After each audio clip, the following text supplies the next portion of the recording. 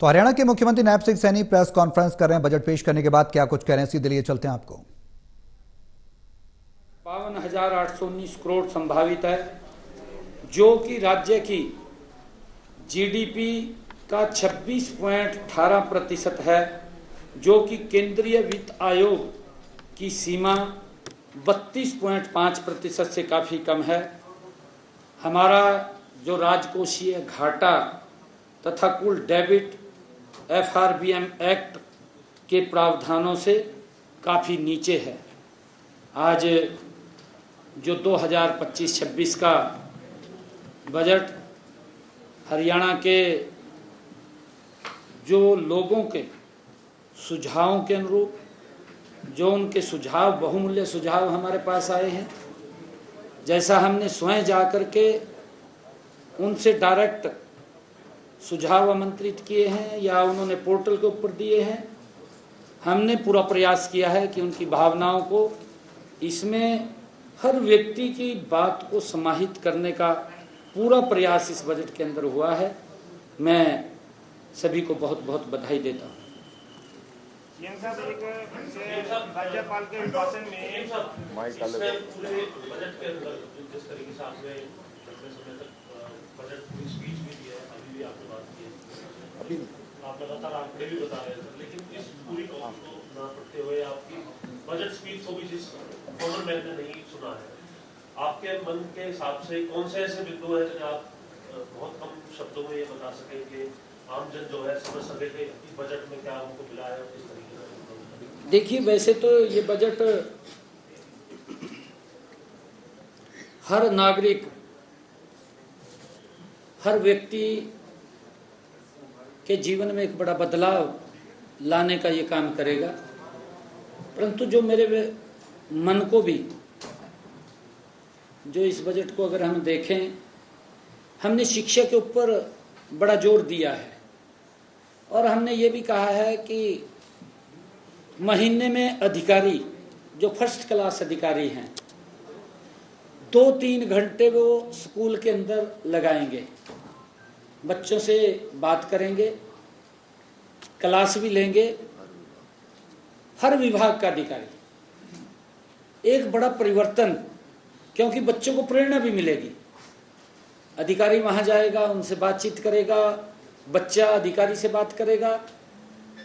हर अधिकारी हमारा प्रदेश का स्कूलों के अंदर महीने में एक दिन 2 से 3 घंटे उसकी पूरी रचना योजना बनेगी, बना करके वो स्कूलों में जाएगा और जिससे कि बच्चों को उसका लाभ मिले।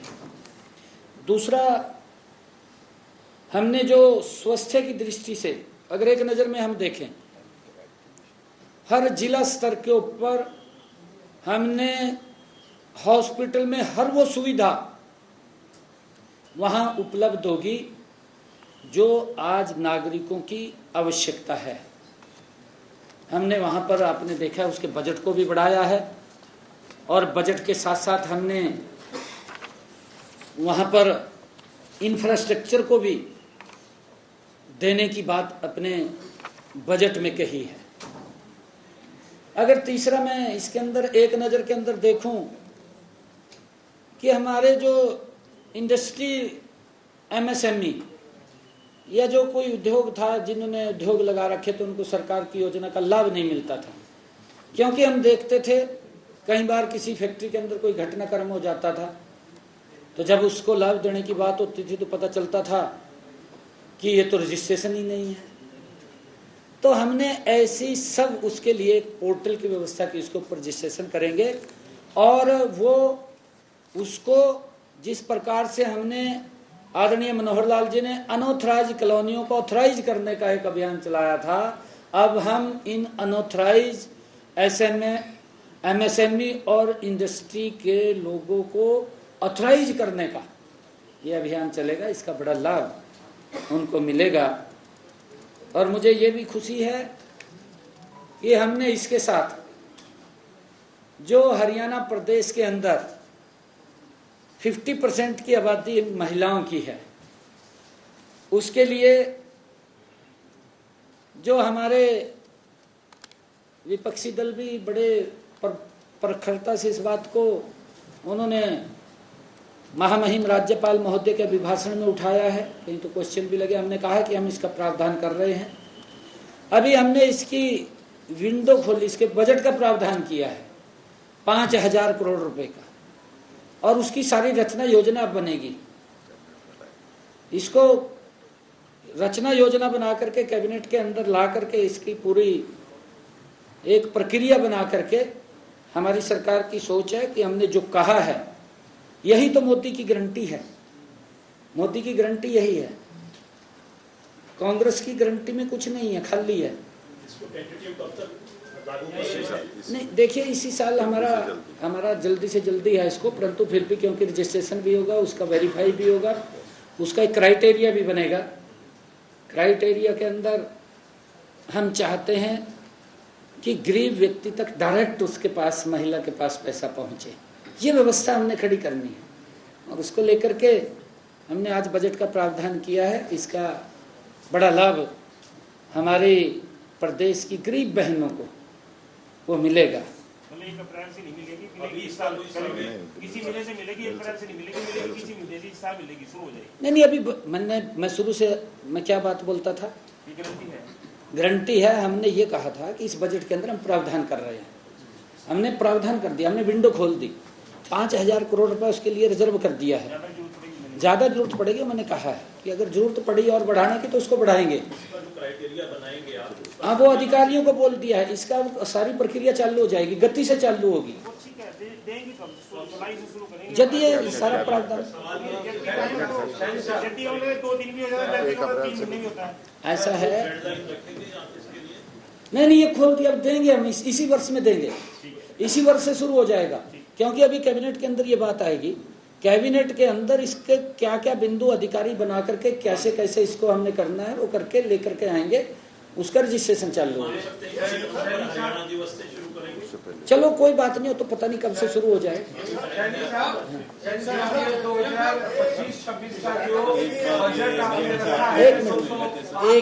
एक मिनट एक करके बोलेंगे तो मैं आपको एक और बात बता देता हूँ। मैं आपका क्वेश्चन भी लूंगा फिर, जो मुझे बहुत अच्छा लगा, क्योंकि मैंने महिलाओं की 50% आबादी की बात की है। लगातार हमारी ये डबल इंजन और ट्रिपल इंजन की सरकार महिलाओं को लगातार सशक्त करने का काम कर रही है, हर क्षेत्र में कर रही है, आप देख भी रहे हैं। उनको किसी प्रकार की असुविधा न हो, उसको लेकर के भी हमारी सरकार तत्परता से काम कर रही है।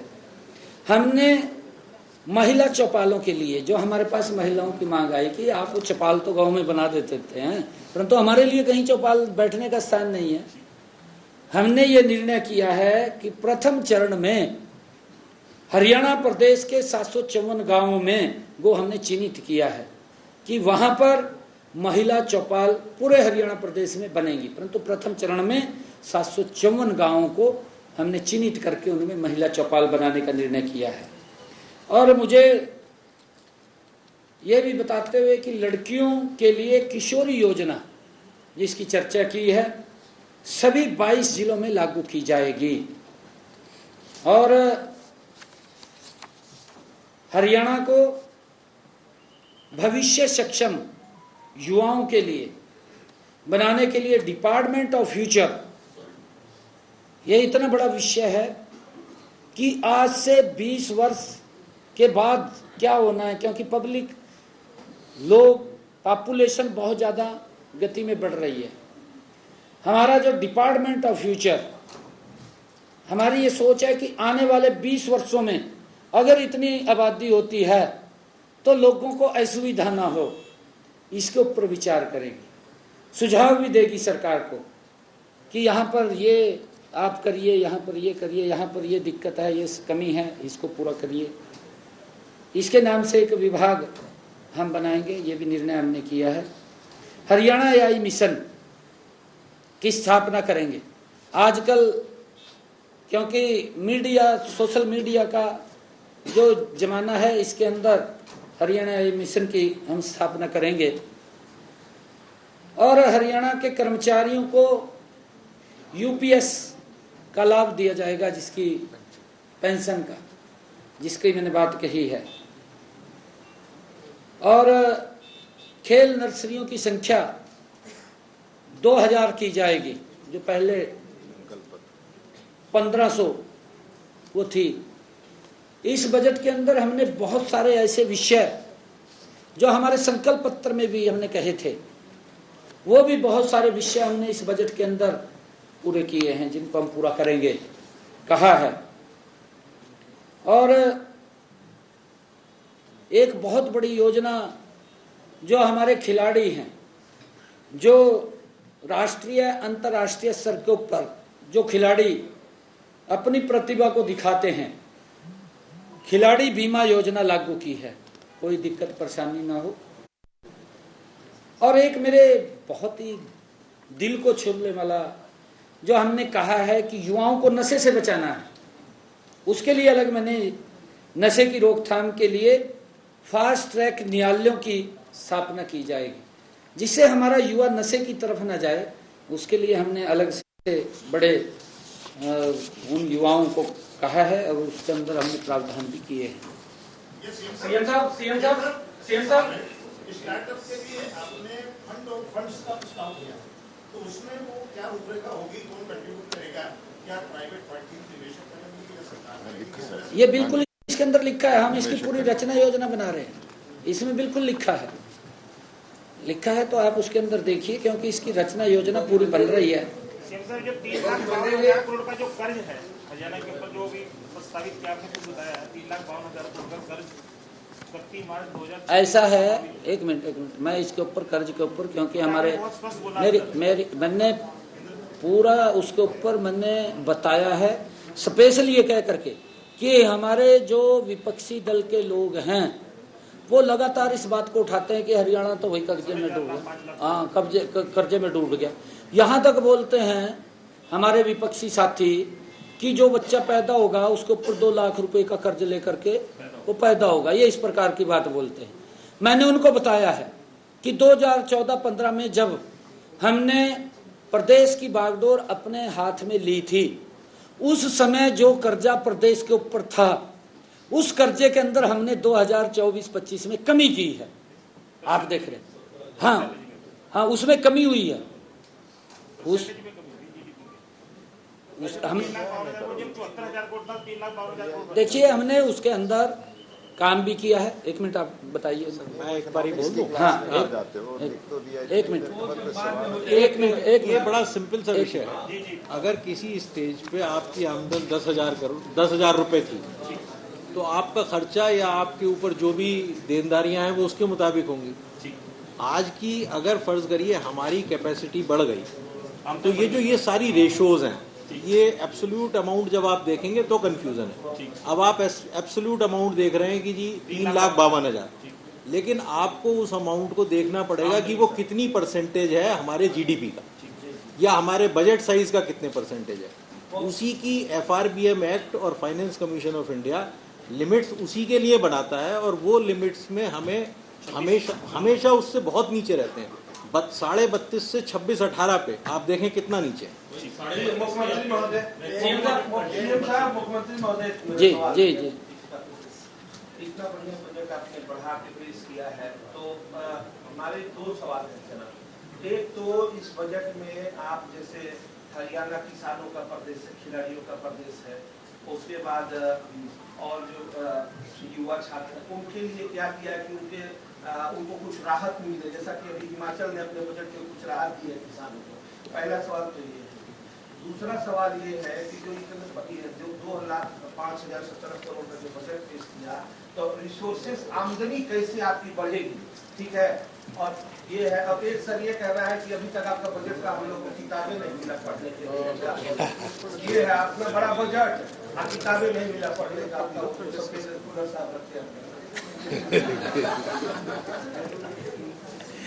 देखिए मैंने जब किसानों के लिए बजट का प्रावधान किया है, पूरी डिटेल के अंदर उसमें मैंने बात की है, विस्तृत चर्चा की है। अभी हम क्या करेंगे, हमने जो हमारा हॉर्टिकल्चर का किसान है उसके लिए क्या करेंगे, क्या संसाधन खड़े करेंगे, हमारा सरसों का किसान है उसके लिए क्या करेंगे, सूरजमुखी का किसान है उसके लिए क्या करेंगे, गन्ने का जो किसान है उसके लिए क्या करेंगे, मैंने डीपली चर्चा की है और उसके लिए बजट का प्रावधान किया है ताकि किसान हमारी एक रीढ़ की हड्डी है। हम लगातार किसान को सशक्त और मजबूत करने के लिए हमने यहाँ तक कि पराली प्रबंधन का भी जो पीछे या फसल डाइवर्सन का भी, अगर वो धान से दूसरी फसल लगाता है उसका भी पैसा हमने बढ़ाने का इसके अंदर प्रावधान किया है। अगर आप देखेंगे तो इसके अंदर 7 का 8 किया सर, और जो टोटल 7 का 8 किया है, और ये जो टोटल आप देखना चाह रहे हैं सबसे ज्यादा इसी में बढ़ा है सर, 19% वो बढ़ा है। हाँ, ये जो मैंने वहां पर बताया है कि किसानों के लिए जो आवंटित राशि है 19.2% से बढ़ाकर 4,229.29 करोड़ रुपए और बागवानी विभाग की आवंटित राशि 95.50% से बढ़ाकर 1,068.89 करोड़ रुपए, पशुपालन विभाग की आवंटित राशि 50.9% से बढ़ाकर 2,083.43 करोड़ रुपए और मत्स्य पालन के लिए आवंटित राशि 144.40% से बढ़ाकर 218.76 करोड़ रुपए, डबल से भी ज्यादा।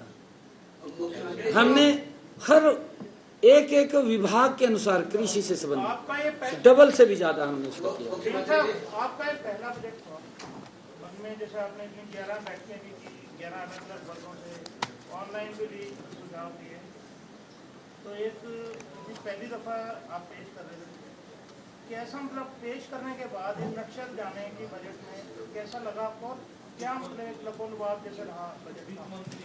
नहीं, देखिए, मैंने इसका जवाब दिया था शुरू में जब मैं बैठा था, मैं दोबारा उसको रिपीट कर देता हूँ कि ये बजट हरियाणा प्रदेश के 2,80,00,000 लोगों के अपेक्षाओं और आकांक्षाओं के ऊपर मजबूत उतरने वाला बजट है। हमने जो मैंने कहा है कि मेरे दिल को छूने वाला इसके अंदर शिक्षा, स्वास्थ्य और हमारा उद्योग के साथ रोड्स हमारे टूटे नहीं होने चाहिए, इंफ्रास्ट्रक्चर, इसको प्राथमिकता दी है और आम व्यक्ति को यही बात चाहिए। और हमने अपने बजट के अंदर ये भी कहा है कि जो बिजली को लेकर के उसकी बिजली की क्षमता को बढ़ाने के लिए, और हमने जो हमारा गांव जगमग गांव योजना में जितने गांव हैं, जितने बचे हैं, उनके लिए भी अलग योजना लगाने की बात मैंने इस बजट के अंदर कही है कि ताकि हम हरियाणा प्रदेश के 100% गांव में 24 घंटे बिजली पहुंचा सकें। हर दृष्टि से अगर इस बजट को देखें तो ये प्रदेश के हर वर्ग के लिए एक गजब का बजट है जिससे लोगों को बड़ा लाभ मिलेगा। एक मिनट, आपने जो रूपरेखा दी है विकसित हरियाणा विकसित भारत की, उसमें एक बात आपने कही है कि मिशन 2047 की बात की है, उसमें आपने $1 ट्रिलियन जीडीपी की बात कही है, 50 लाख रोजगार की बात की है। कौन सी वो फोकस एरिया होंगे जिससे ये जो लक्ष्य है उसे आप प्राप्त करने में मदद मिलेगी? हाँ, देखिए, आपके सामने मैंने उद्योग के ऊपर बड़ी विस्तार से चर्चा की है कि हम 10 IMT, उसके लिए हमने ई भूमि भी, लैंड पूलिंग भी और पार्टनर पूलिंग भी, तीनों के ऊपर हमने इसके अंदर बात कही है कि इसके लिए अगर किसी प्रकार से किसान उसके अंदर बीच में आना चाहता है तो हम सरकार तैयार है। और इन 10 जो हमने अलग अलग क्षेत्रों के अंदर IMT लगाने हैं, जल्दी ही उसके ऊपर काम शुरू हो जाएगा। और आज हरियाणा का वातावरण इस प्रकार का है कि लोग दुनिया से हरियाणा के अंदर, चाहे हमारा रोड का इंफ्रास्ट्रक्चर इस प्रकार का हो, क्योंकि हिसार के अंदर भी महाराजा अग्रसेन एयरपोर्ट वो चालू हो जाएगा अभी, जिसका मैंने जिक्र किया है। और का जो बजट हमने बढ़ाया ये बताइए। और उसके साथ साथ महाराजा अग्रसेन के साथ साथ जिस प्रकार का हरियाणा के अंदर रोड का इंफ्रास्ट्रक्चर है कि हरियाणा के किसी भी कोने से आप 3 घंटे के अंदर दिल्ली एयरपोर्ट के ऊपर पहुंच जाते हैं, आप 3 घंटे के अंदर जेवर एयरपोर्ट के ऊपर पहुंच जाते हैं। ये रोड का जो इंफ्रास्ट्रक्चर हरियाणा के अंदर बना है कि आज दुनिया का हर इन्वेस्टर्स इस बात को वो लाई करता है कि हरियाणा के अंदर अपना बिजनेस शुरू किया जाए, और इसके लिए हमने अलग से बड़ी प्लानिंग की। और इसके लिए मैं आपको बता रहा हूँ, इसके लिए हमने पहले एक मिनट इसके लिए हमने 805.75 करोड़ रुपए का प्रावधान था पिछली बार, जो अब बढ़ा करके 1848.12 करोड़ रुपए कर दिया है। बजट अलॉट होता है कई डिपार्टमेंट को, कई परियोजनाओं को, लेकिन वो खर्च नहीं हो पाता। तो ऐसे में उसको भी जो है खर्च हो, या फिर उस पर भी कोई इस तरह का प्रावधान किया गया कि बजट जो है पूरा खर्च किया जाए? नहीं, देखिए मैं आपको बताना चाहता हूँ, ऐसा नहीं है। कई योजनाएं इस प्रकार की होती हैं कि हम घोषणा कर देते हैं, उसमें कोई लीगल अड़चन आ जाती है। जैसे SYL का हम हर बार बजट रखते हैं, उसका वो खर्च ही नहीं होता। खर्च कहाँ हो रहा है, वो सिंबॉलिक रखते हैं। इस प्रकार की दिक्कत, ऐसा नहीं है कि हम किसी योजना को बनाते हैं। और मैंने अपने इसके अंदर ये भी कहा है, बजट के अंदर भी कुछ ऐसी योजनाएं जो डबल भी हैं या कुछ प्रभावी नहीं है, उनका विलय किया है, और 20 हमने खत्म भी किए हैं।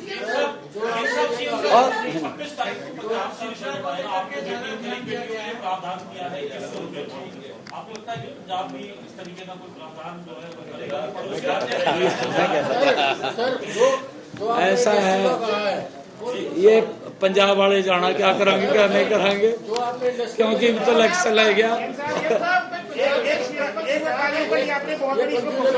इंडस्ट्री का जो आपने बोला है, इंडस्ट्री को इसको ऑर्गेनाइज सेक्टर में लेके जा रहे हैं, अनिवार्य है क्या? जो पुराने ऑर्गेनाइज, जैसे आपने कहा ना यमुनानगर की इंडस्ट्री है जो ऑर्गेनाइज सेक्टर में लेके जा रही है शहर, तो उसको कोई मतलब अनिवार्य होगी, मतलब उनको वैध किया जाएगा, इसकी भी कोई सर संख्या है? टेक्निकल संख्या सीएम साहब एक मिनट आप माइक बंद करेंगे, 1 सेकंड बंद कर। हाँ, आप बोलिए, उनको बोलिए। सर, पहले तो आपने बतौर वित्त मंत्री अपना पहला बजट दिया, उसके लिए मुबारकबाद हो। सर, आपका बजट पूरा भी नहीं हुआ था, उससे पहले ही विपक्ष ने निशाना साधना शुरू कर दिया। रणदीप सिंह सुरजेवाला ने कमेंट किया है और ट्वीट किया है कि झूठा जलावा है ये, खाली झोले वाला बजट है ये। सर, क्या डर है, घबराहट है, क्या है? ये बिल्कुल घबराहट होगी,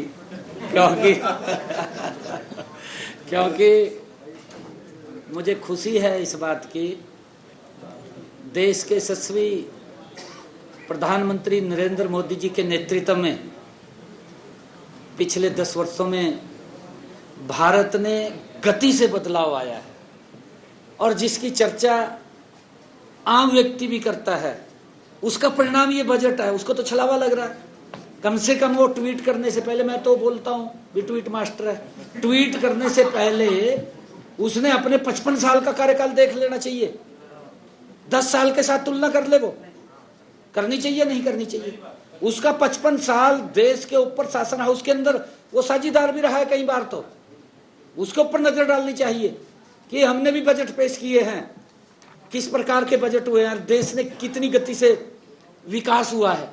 नरेंद्र मोदी जी के नेतृत्व के अंदर हमारी डबल इंजन, ट्रिपल इंजन की सरकार जब बजट पेश करती है तो उसके बाद तीव्र गति से काम होते हैं। ये छलावा नहीं है, उसको लग रहा है, वो घबराया हुआ है। एक आखिरी सवाल ले लें जी, बात करें रेवेन्यू डेफिसिट आपका जो 23-24 में था वो 11,880 करोड़ का था, और 2024-25 में ये 17,817 करोड़ था। इस बार के बजट में जो एस्टिमेट है वो 20,599 करोड़ का है। तो ये रेवेन्यू डेफिसिट क्यों बढ़ रहा है? इस पे कोई रोड मैप है आपका कंट्रोल? देखिए इस सारे एक मिनट इसके ऊपर डिटेल के अंदर मैंने बात बताई है। अगर किसी भी माननीय पत्रकार महोदय को कोई भी जानकारी लेनी है हमारे अनुराग जी से, आप पूरी जानकारी ले सकते हैं। इसके अंदर मैंने सारा कुछ बोला। नीचे जलपान की व्यवस्था है। जलपान के लिए आप चलिए।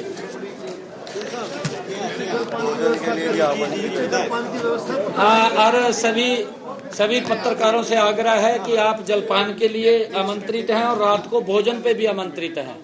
और अगर कोई वाकई रुकना चाहता है जिसने टेक्निकल इकोनॉमिक्स की हाँ, अगर किसी ने पूछना है रुक जाइए, हम लोग यहाँ पे हैं, आपको वेट कर देंगे। बस लाइव को ऑफ कर